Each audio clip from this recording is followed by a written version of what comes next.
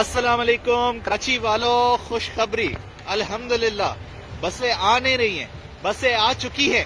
Green line bus, خوبصورت بس، زبردست ہائیبرڈ الیکٹرک بسز، یہ پہلا جدید ٹرانسپورٹ کا منصوبہ جو کراچی کو دیا جا رہا ہے فیڈرل گورنمنٹ کی طرف سے، اور یہ بہت عرصہ پہلے دیا جانا چاہیے تھا لیکن نہیں دیا گیا۔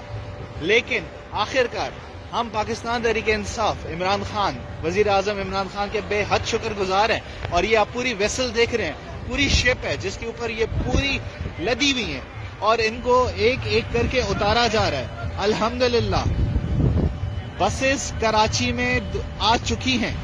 دیکھیں ایک چیز میں آپ کو بتاتا چلوں، اکثر لوگ سوال کرتے ہیں کہ بھائی فیڈرل گورنمنٹ نے کراچی کو کیا دیا۔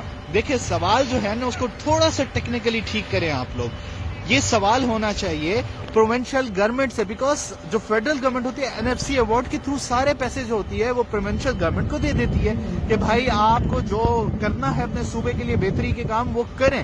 ایجوکیشن دینا ہے آپ کو، تعلیم دینی ہے آپ کو، ان کے ہسپتال دینے، آپ کو سڑکیں دینی ہے، آپ کو جو فیسلٹیز دینی ہے دیں۔